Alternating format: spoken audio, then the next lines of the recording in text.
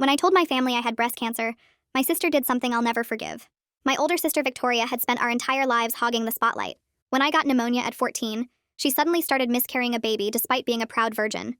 At my high school graduation, she announced her engagement, holding up a fake ring from a boyfriend that didn't exist. Last Thanksgiving, she literally interrupted my toast to give a longer one. 6 months ago, doctors told me I had breast cancer, and if I wanted to live, I needed surgery to have both of my breasts removed. I felt terrified and alone and needed support more than ever. I told my family, thinking surely Victoria wouldn't try to make this about her. At first, Victoria seemed genuinely supportive for the first time ever. She came to my doctor appointments and took notes. She brought me my favorite cookies and sat with me while I cried about losing my hair from chemo. She held my hand when I was scared and told me I was going to beat this. I actually felt guilty for spending so many years thinking she was selfish. 2 weeks before my scheduled mastectomy, we were having coffee at her apartment when she started getting really emotional.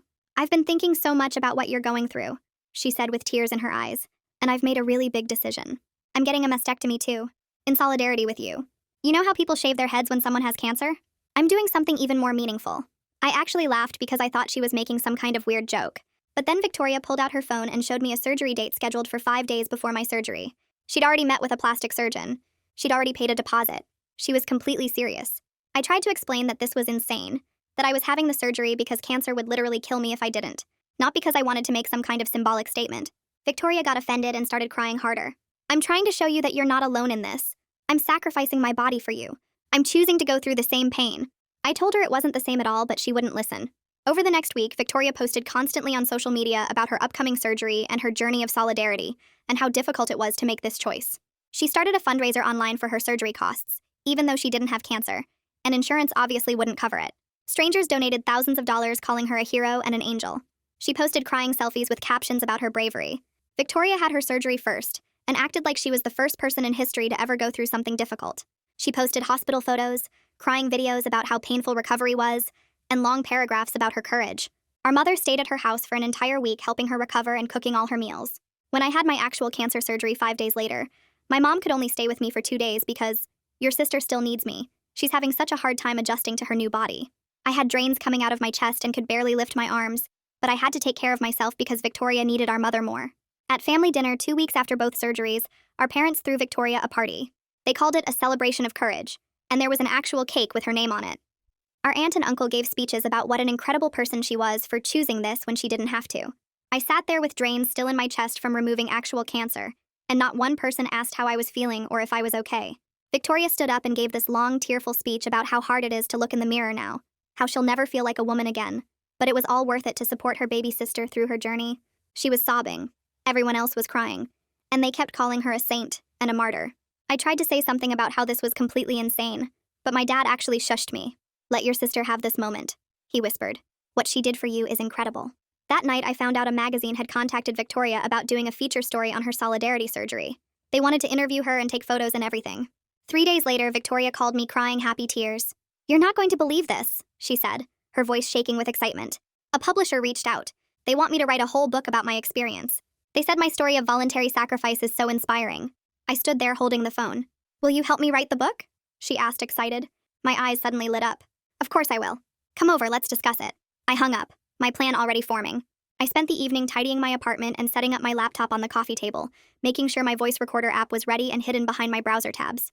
Victoria arrived right at 7, wearing a flowing cardigan and carrying a leather notebook that looked expensive and completely unused. She hugged me at the door, and I could feel her practically vibrating with excitement about the book deal. I made us chamomile tea in the mugs my aunt gave me last Christmas, the ones with inspirational quotes about strength that now felt bitter and ironic. We settled on my worn couch, and I opened a blank document on my laptop, positioning it so Victoria couldn't see the file name I typed at the top. She launched into her vision for the book without me even asking, gesturing wildly with her hands and describing it as a memoir about sacrifice and sisterhood, and choosing solidarity over comfort. She talked about wanting the cover to show 2 women holding hands, maybe in silhouette against a sunset, something that would make people cry in the bookstore. I typed everything she said word for word, watching her perform this twisted version of empathy, while my surgical scars still ached under my shirt. She was completely oblivious to how insane this all sounded, describing chapters about her emotional journey and her decision to sacrifice her body, never once acknowledging that my body wasn't a choice or a statement but a medical necessity. I waited for her to pause for breath before asking her to walk me through her entire decision-making process, from the exact moment I told her about my diagnosis until she scheduled her surgery. Victoria's eyes lit up like I'd asked her favorite question in the world. She settled deeper into my couch and started telling me this detailed story about her emotional journey, how she'd been lying awake at night thinking about my suffering and feeling helpless. She described researching mastectomies online and reading about prophylactic surgeries, and suddenly having this revelation that she could do something meaningful instead of just watching from the sidelines. I typed every single word she said, my fingers moving fast across the keyboard while my face stayed neutral and supportive. Every lie got documented, every exaggeration, every moment she centered herself in my cancer story while pretending it was about supporting me. She talked for almost 2 hours, describing her consultations with the plastic surgeon and her careful planning of the surgery date, and how scared she was making this choice. I created a file and labeled it Book Notes, knowing that someday soon I'd need every word of this conversation. When she finally finished talking, her tea was cold and my hands were cramping, but I had pages and pages of her own words proving exactly what she'd done. Over the next week, Victoria sent me dozens of voice memos elaborating on different chapters she wanted to include in the book. My phone kept buzzing with notifications, each one another long recording of her talking about her vision. She wanted a whole section on the pain of recovery that focused entirely on her experience, describing her drains and her medication, and her difficulty sleeping. She barely mentioned that I was recovering from cancer surgery at the same time, treating my actual medical crisis as background context for her brave choice. I spent hours transcribing every single message, typing out her words while sitting at my kitchen table with my laptop. I noted the timestamps on each recording and saved the audio files in a folder I labeled Victoria Voice Memos, organizing them by date and topic. She sent me ideas at all hours, sometimes at 2 in the morning when she couldn't sleep, rambling about her feelings and her journey. I transcribed messages where she described looking in the mirror and grieving her lost breasts, never acknowledging that mine were removed to save my life while hers were a performance. By the end of the week, I had over 40 recordings saved and transcribed, each one more evidence of her calculated exploitation of my cancer. I scheduled a follow-up appointment with my oncologist, Elena, and asked her specifically to document my actual medical timeline in detail.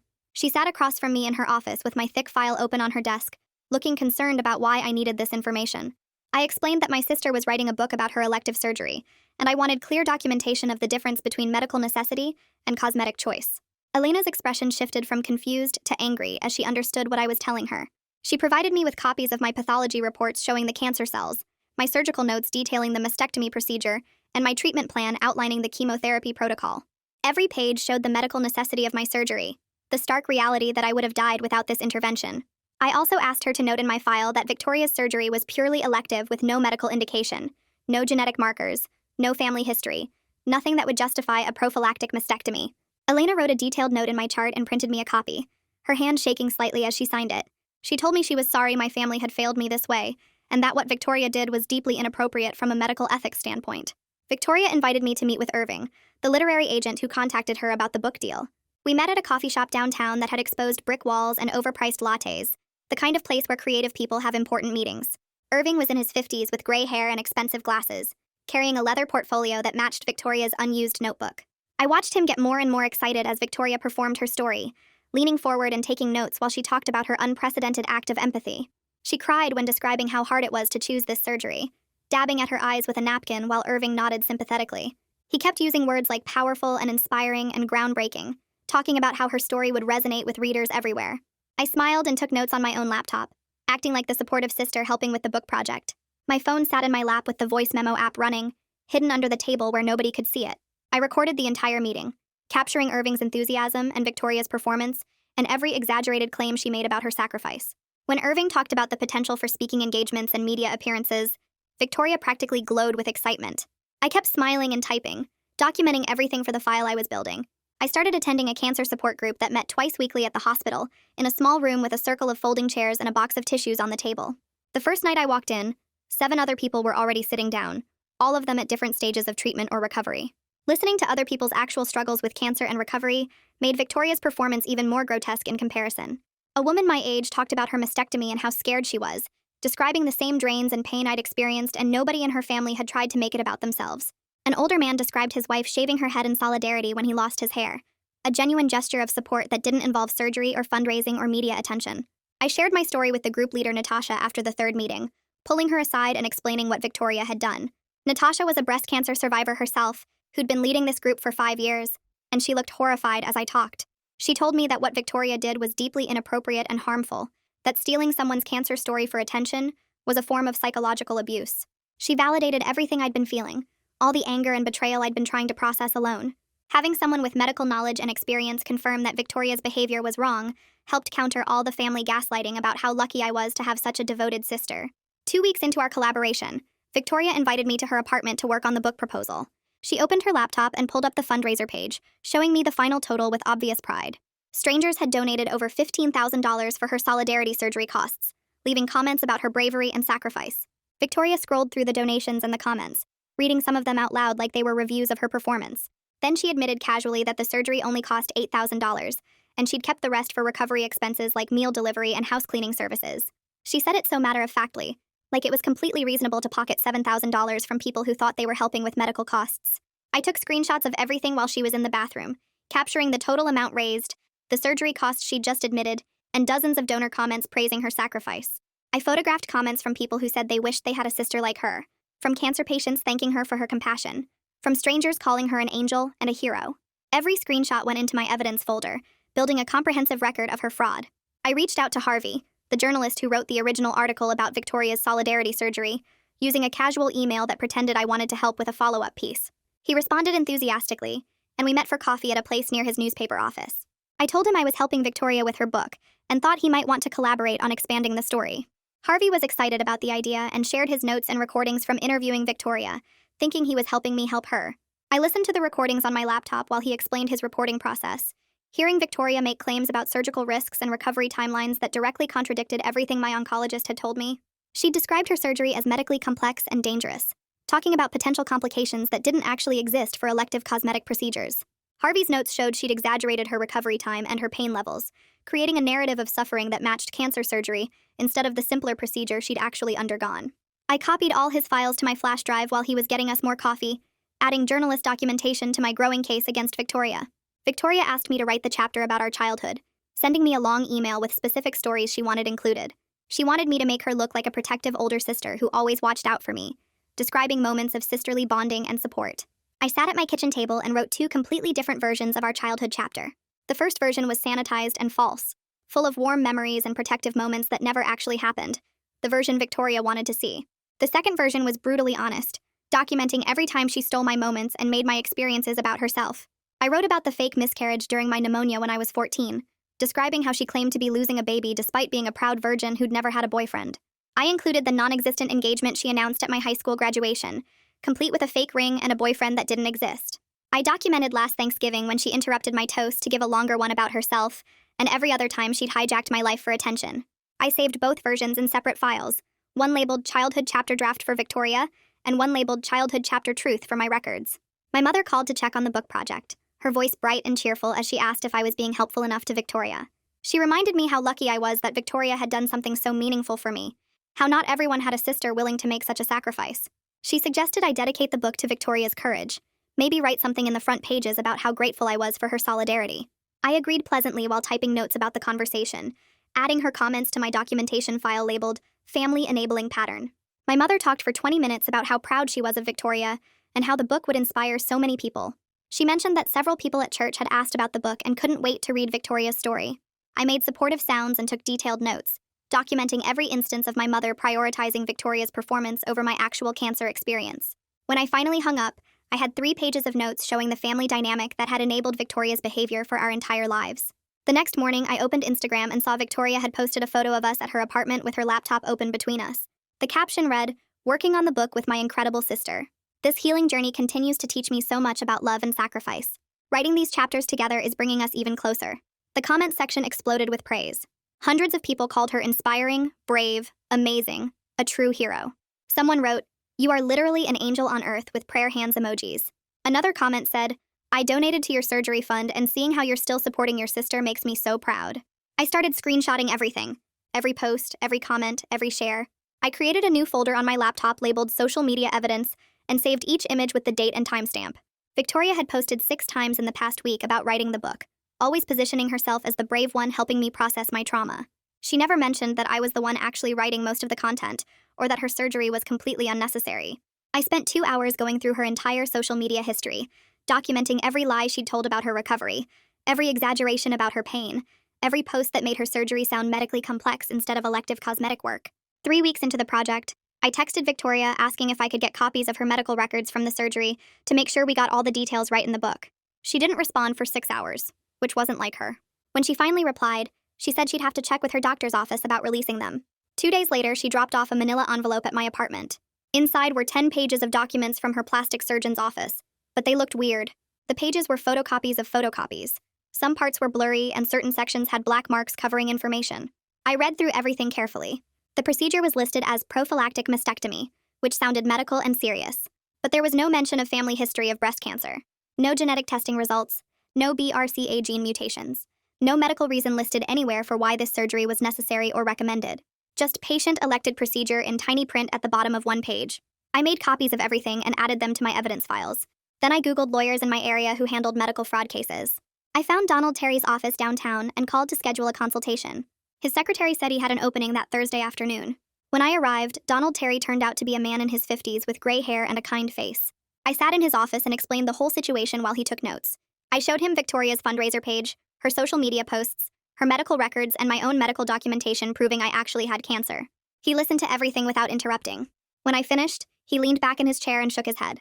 He explained that Victoria's surgery itself wasn't illegal since she paid for it herself, and a doctor agreed to perform it.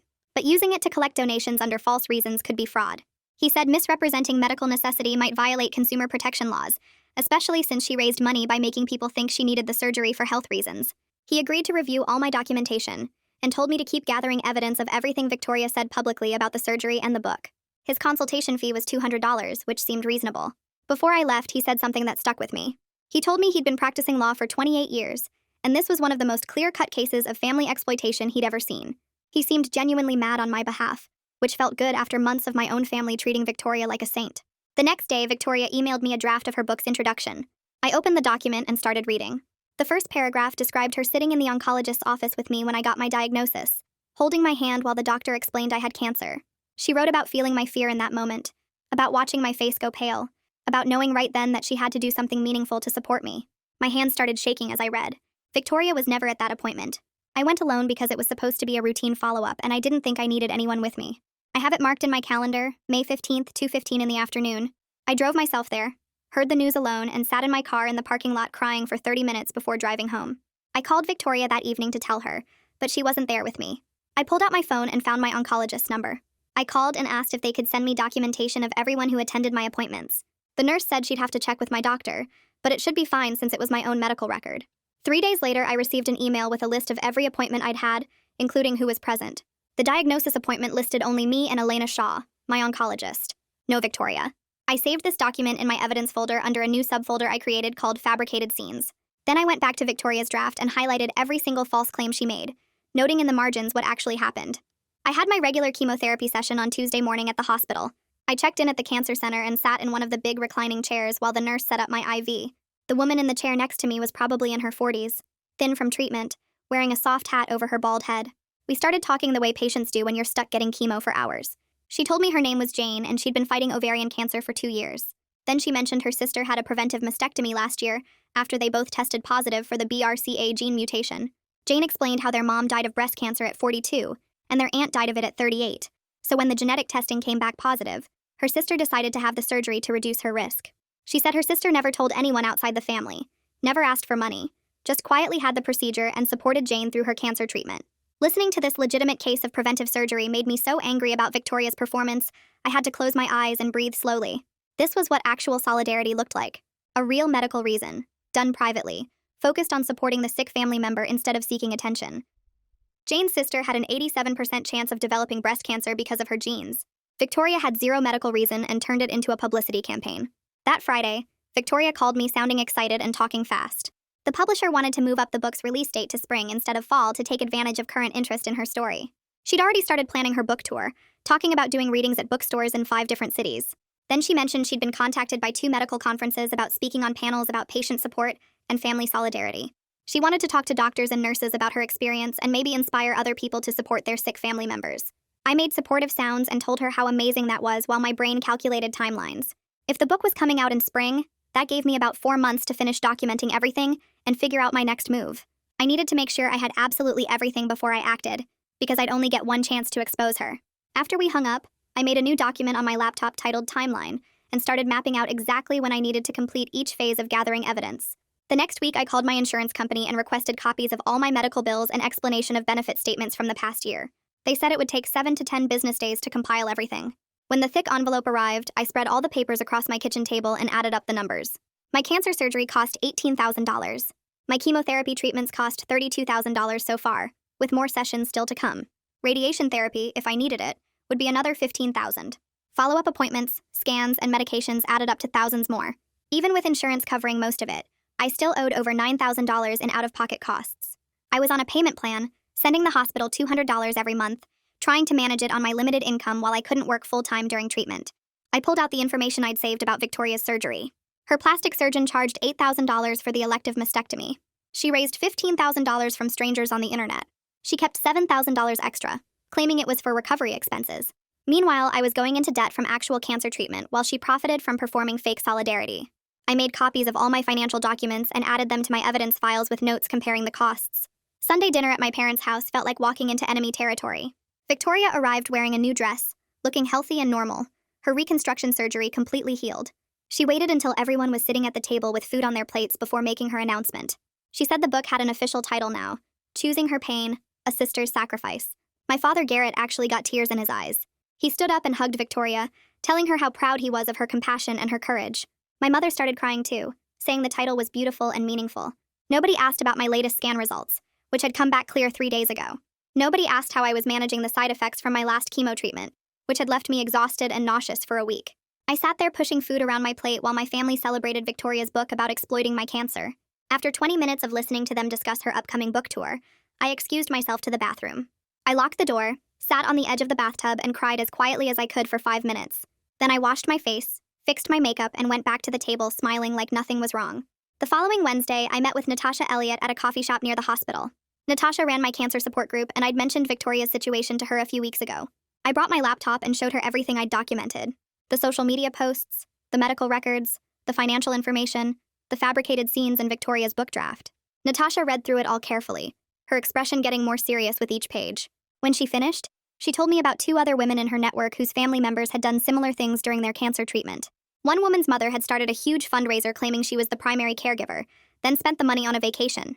Another woman's brother had posted constantly on social media about his sister's cancer, making himself look like a devoted caregiver while barely visiting her. Natasha said both women would be willing to talk to me and provide written statements about the psychological harm of having family members exploit your medical crisis for attention or money. She explained that I wasn't just building a case against Victoria, I was documenting a pattern of behavior that hurt cancer patients.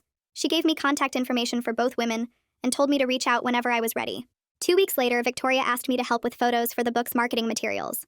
She hired a photographer and wanted shots of us together that looked sisterly and supportive for the book's website and promotional stuff.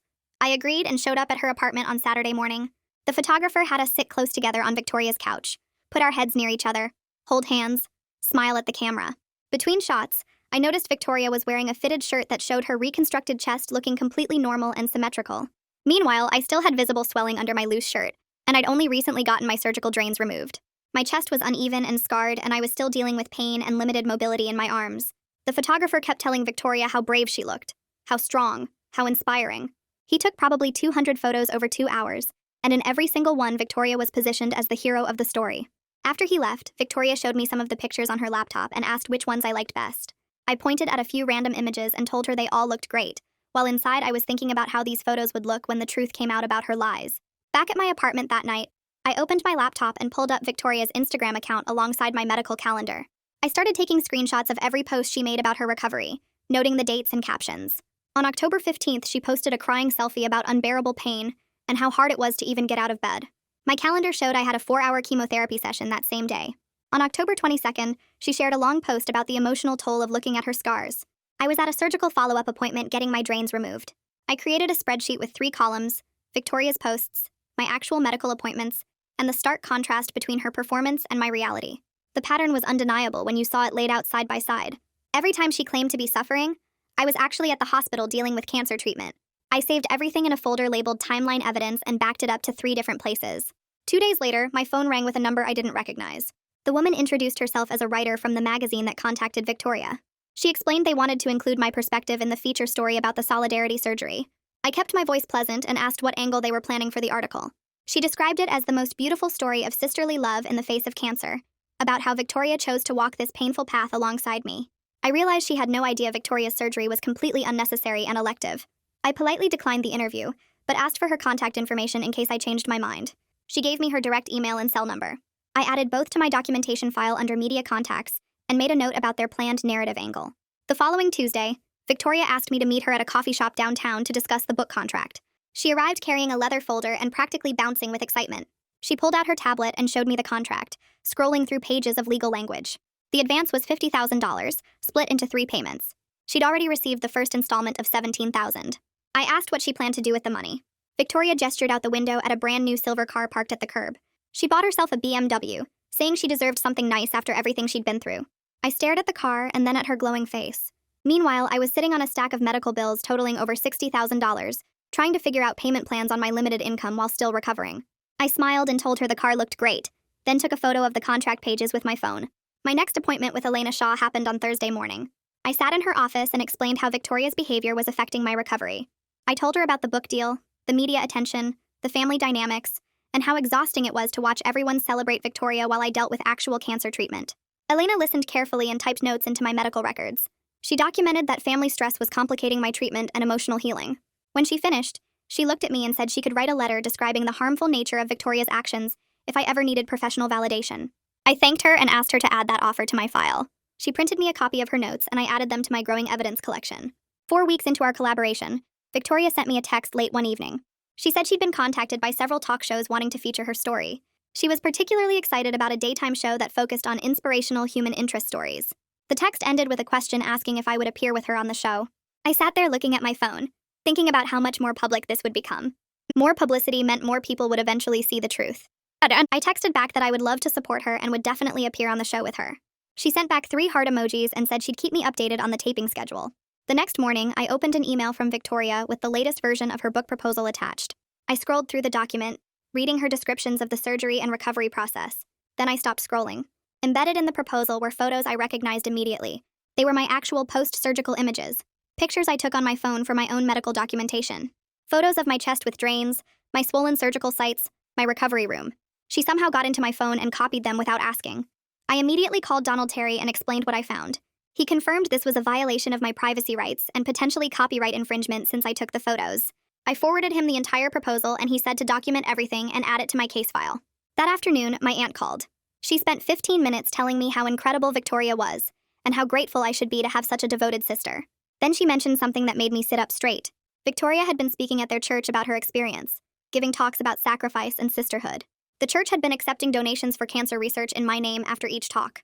I thanked my aunt for letting me know and hung up. I immediately called the church office and asked about the donation program. The woman I spoke with pulled up their records and told me Victoria had collected $3,000 over the past month. I asked where the money went and she said Victoria took it to donate to a cancer organization. I asked which organization and she didn't know. I requested copies of any documentation they had and added a note to my file that this money never went to any actual cancer charity.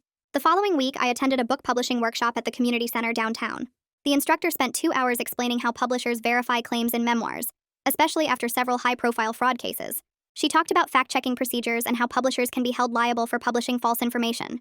This was particularly true for stories that generated charitable donations or public sympathy. I took detailed notes about legal precedents and publisher responsibility. The information shaped my entire strategy. Instead of just exposing Victoria publicly, I could approach the publisher directly about liability risks. They would have a financial incentive to investigate her claims thoroughly. 2 days later, Victoria emailed me a chapter draft about the day of her surgery. I opened the attachment and started reading. She described the morning in painful emotional detail, positioning herself as terrified but resolute. She wrote about saying goodbye to her breasts in the mirror, about choosing this pain out of love for me, about the fear she felt being wheeled into the operating room. I read the whole thing and then pulled up my own journal from the day of my cancer surgery. I reread my entries about genuine fear of dying, about the medical necessity, about wondering if I would wake up from anesthesia. Victoria had appropriated real suffering and twisted it into a performance piece about her supposed sacrifice. I felt physically sick reading her words. I saved her chapter to my evidence folder and added my journal entries right next to it for comparison. The next morning, I drafted a careful email to the plastic surgeon who performed Victoria's surgery. I explained I was researching elective procedures for a project and had questions about prophylactic mastectomies. I asked specifically about procedures done without genetic testing or family history of cancer. The office manager responded within a few hours. She confirmed that prophylactic mastectomies without genetic or medical indication were considered cosmetic procedures, not medical necessities. Insurance wouldn't cover them because they weren't medically required. I asked if she could provide that confirmation in writing for my research, and she sent an official letter on the practice's letterhead. I added it to my documentation file. Another layer of proof that Victoria's surgery was purely elective and completely different from my cancer treatment.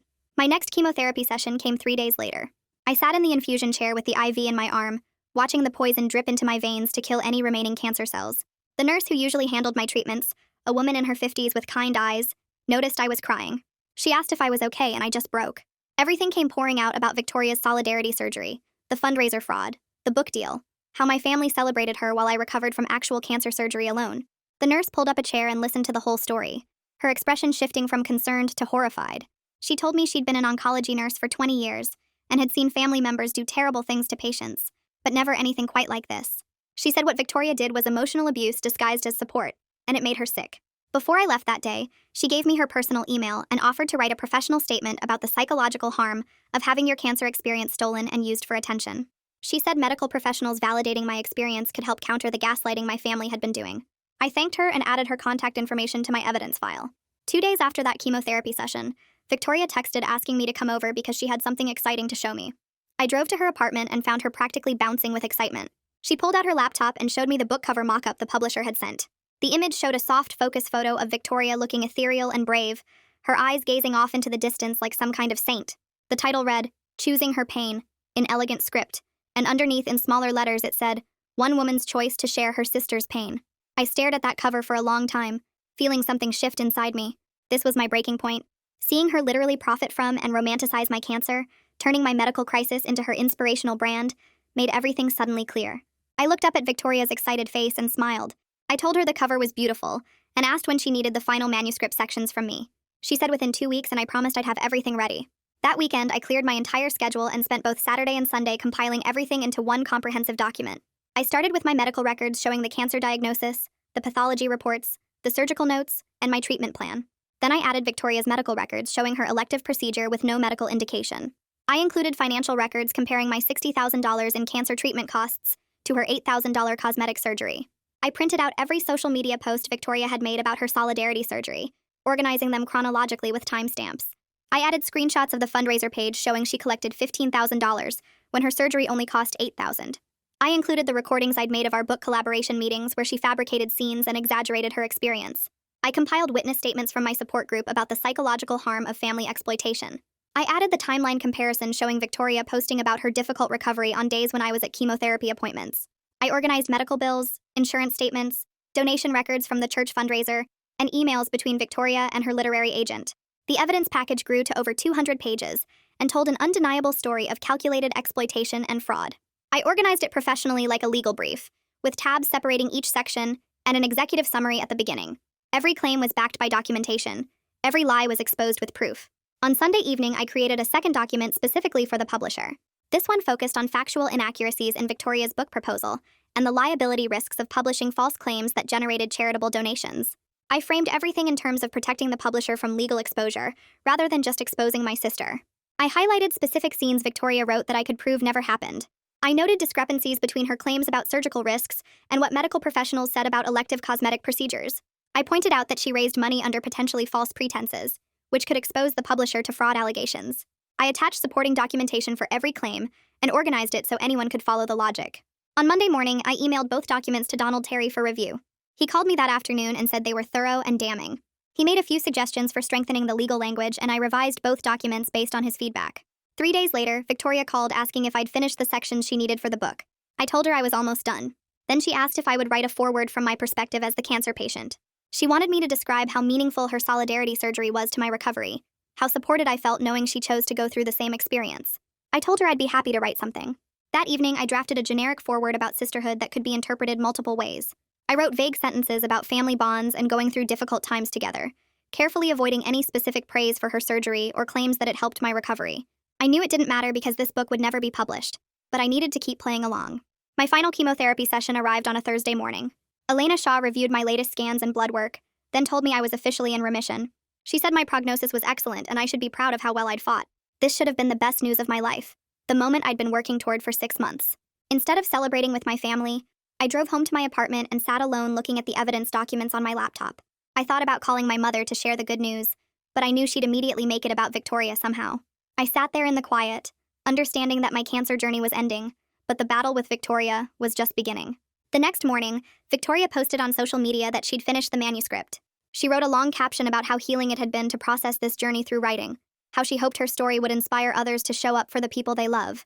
The comments filled with people saying they couldn't wait to read her inspiring story, calling her a hero and an angel. I screenshot every comment, every share, every reaction.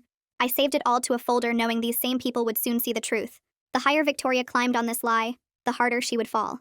I spent the next 2 days researching the publisher and learned they'd assigned a fact-checker named Danielle Cook to verify claims in Victoria's memoir.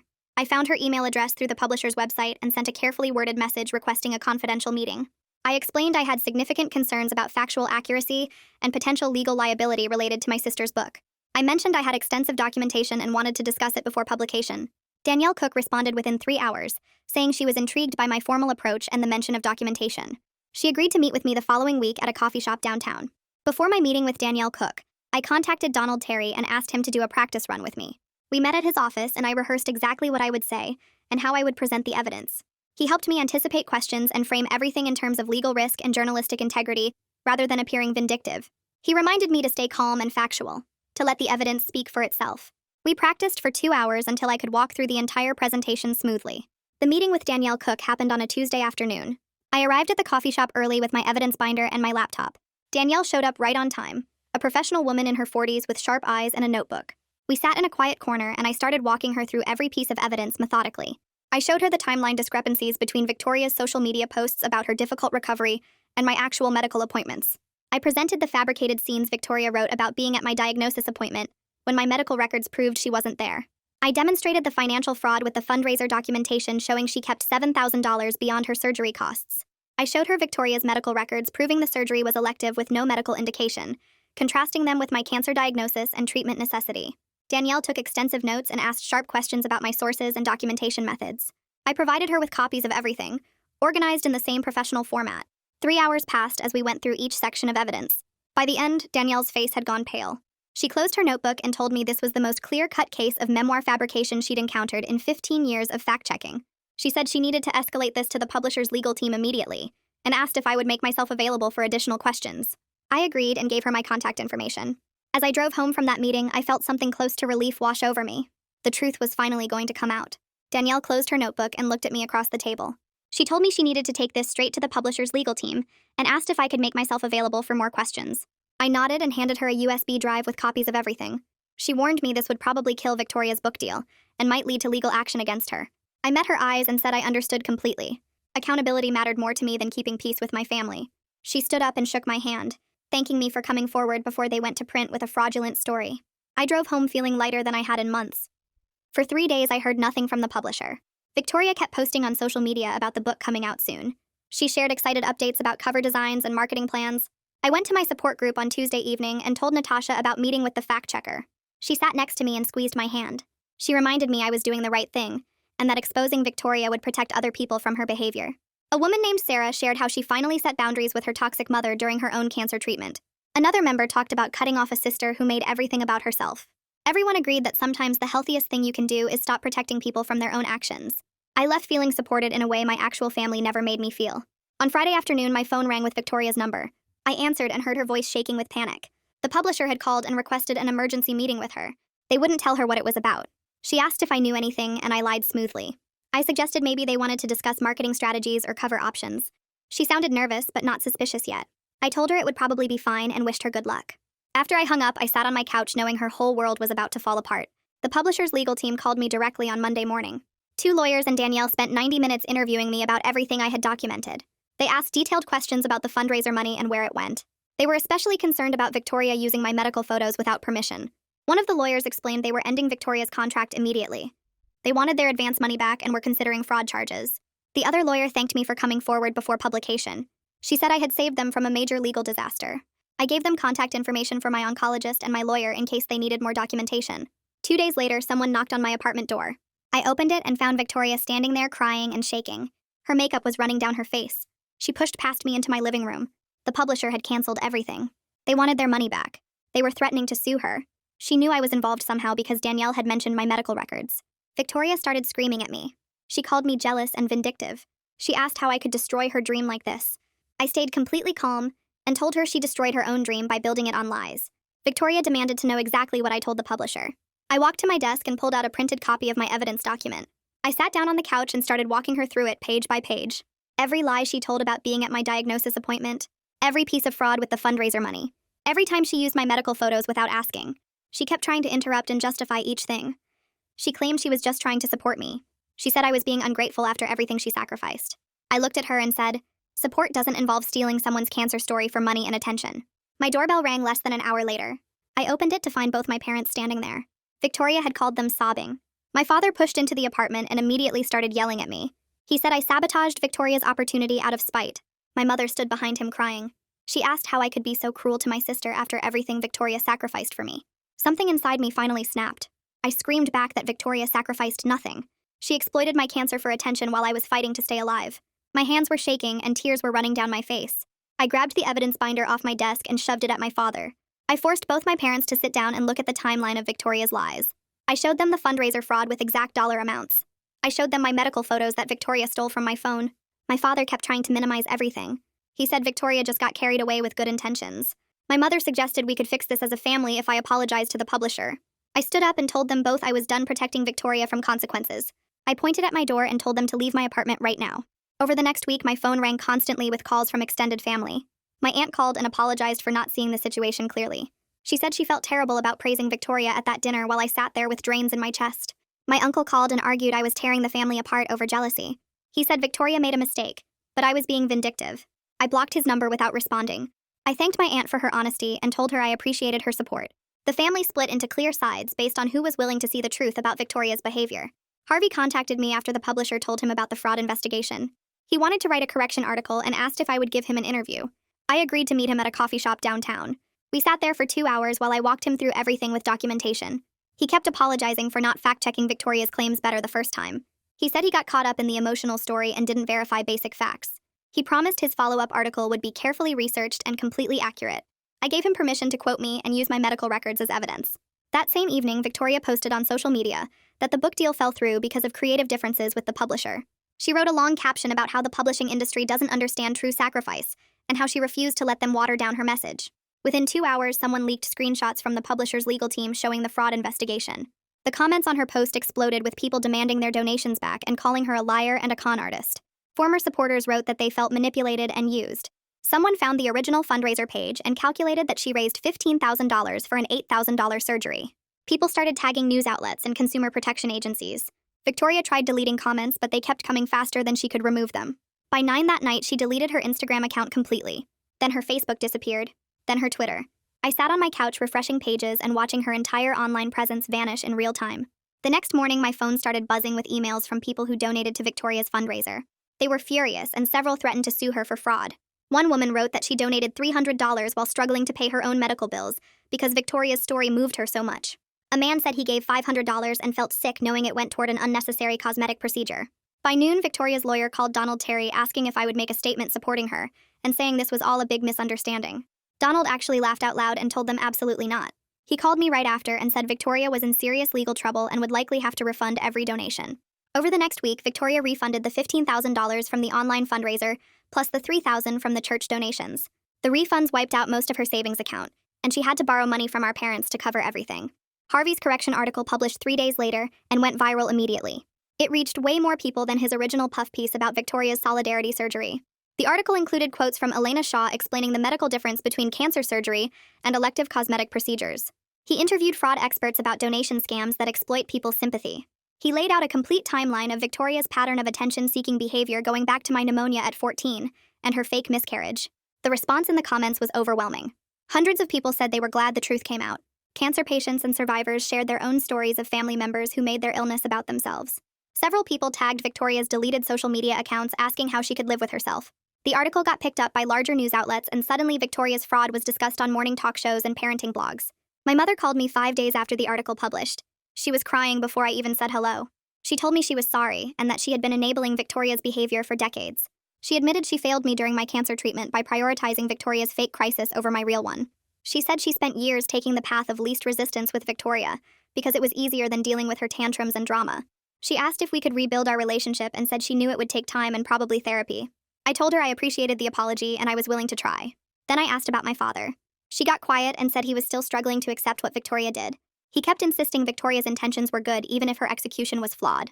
I told my mother I was willing to work on our relationship, but my father needed to take real accountability before I could trust him again. 2 days later, Victoria sent me a long email. It started out sounding like an apology with her saying she was sorry for how things turned out. But by the third paragraph, it turned into her blaming me for ruining her life by being vindictive. She wrote that I punished her for trying to help me, and that I never appreciated her support during my cancer treatment. She said I'd always been jealous of the attention she received, and that I used my cancer to finally take her down. She claimed I could have just talked to her privately, instead of destroying her reputation publicly. The email went on for pages with her listing everything she sacrificed for me, and how I repaid her kindness with cruelty. I read the whole thing twice and then forwarded it to my therapist without responding.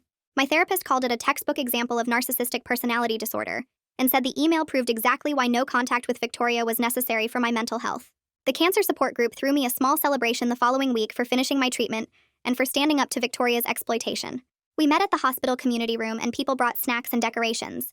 Natasha presented me with a journal where every member of the group had written messages of support and validation. One woman wrote that watching me set boundaries with my toxic family inspired her to finally confront her own mother about similar behavior during her treatment. Another person said my courage to expose the truth helped them realize they weren't crazy for feeling hurt by their sister's attention-seeking.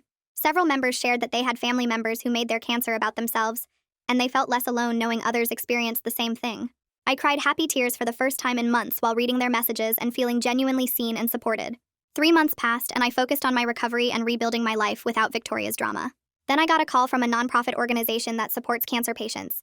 They said they read about my story and wanted to offer me a position as a patient advocate. The job involved helping other cancer patients navigate difficult family dynamics during treatment, and teaching them to identify when support systems become harmful instead of helpful. They wanted someone who understood both the medical and emotional challenges of cancer, and who had personal experience with family exploitation. The position paid well and came with full benefits. I accepted immediately because it felt like the most meaningful work I could imagine. Turning my painful experience with Victoria into something that helped other people felt like taking back power she tried to steal from me. My mother started individual therapy, and we began doing family therapy sessions together. She visited my apartment regularly, and we slowly rebuilt trust through honest conversations about her enabling patterns. She admitted she was always afraid of Victoria's reactions, and chose to keep peace rather than hold her accountable. She said watching me almost die from cancer while she fussed over Victoria's elective surgery was the wake-up call she needed but was too scared to acknowledge at the time. My father sent occasional text messages but refused to join therapy sessions. He still maintained that Victoria was misunderstood, and that I overreacted to her mistakes. I accepted that my relationship with him might never fully heal, and that I couldn't force him to see the truth he didn't want to face. Victoria moved to another state 6 months after everything fell apart. She told people she needed a fresh start away from judgmental family members who didn't understand her. She unfriended me and my mother on all social media, and stopped attending any family events or holidays. My mother grieved the estrangement and sometimes cried about losing her daughter. But she also acknowledged that Victoria needed to take real responsibility for her actions before any reconciliation was possible. Some extended family members maintained contact with Victoria, and carefully avoided mentioning her around me. I didn't ask about her, and they didn't volunteer information. The family had split into clear sides, and everyone knew better than to try forcing us back together. I started dating someone I met through the Cancer Support Network about 8 months after my final treatment. He was another survivor who understood medical trauma without needing lengthy explanations about scans and side effects, and the fear that never fully goes away. We took things slowly because we both knew what it felt like to have people fail you when you needed them most. Learning to trust again after my family's betrayal felt scary, but also revolutionary. He validated my experience with Victoria without trying to convince me to forgive her or make peace. Having a partner who supported my boundaries and understood why I needed them changed how I saw relationships entirely. For the first time in my life, I had someone who put my needs first without expecting me to shrink myself to make space for their drama. 1 year after my last chemo treatment, I sat in Elena's office waiting for my scan results. My partner squeezed my hand while my mother sat on my other side, all of us quiet and nervous. Elena walked in with a smile and said the scans looked perfect. No signs of cancer anywhere, and my prognosis was excellent. We all started crying and hugging right there in her office. That evening, my support group threw me a small party at Natasha's house with cake and balloons, and people who actually showed up when I needed them. I looked around the room at my mother who'd done the hard work of therapy, at my partner who understood medical trauma without explanations, at the group members who validated my experience when my family wouldn't, and I realized I'd built something healthier than my biological family ever was. Nobody was competing for attention or making my moment about themselves, just genuine people celebrating my survival. 3 months later, I published an article in a cancer advocacy magazine about family members who exploit medical crises for attention. I wrote about recognizing the warning signs and setting boundaries with relatives who make your illness about themselves. The response shocked me because hundreds of people commented and emailed sharing nearly identical stories about parents or siblings or cousins who turned their cancer into a performance. Some had relatives who faked illnesses for sympathy, others had family members who fundraised using their diagnosis, and many described feeling guilty for being angry about it. I became a voice for patients whose families failed them, and that felt more meaningful than any support Victoria pretended to offer. My supervisor at the patient advocate position called me into her office 6 months after the article published. She said the hospital wanted to create a new program specifically addressing toxic family dynamics during cancer treatment, and they wanted me to lead it. The promotion came with a significant raise and the chance to train hospital staff on recognizing signs of patient exploitation. I developed resources for people whose support systems became harmful instead of helpful, created guidelines for medical teams to identify family interference, and built a network connecting patients who needed genuine support. Victoria's betrayal became the foundation for systemic change that helped hundreds of people set boundaries and protect themselves. 2 years after my diagnosis, I woke up in my apartment next to my partner, made coffee, and got ready for work like a normal person. My hair had grown back, my surgical scars had faded, and I felt strong and healthy. My mother visited that weekend and we had dinner together, our relationship built on honesty instead of enabling. She asked how work was going and actually listened to my answer without mentioning Victoria. I rarely thought about my sister anymore except when my work helped someone dealing with a similar situation, and even then it was distant, like remembering something that happened to someone else. I didn't just survive cancer. I survived my family's dysfunction and built a better life on the other side.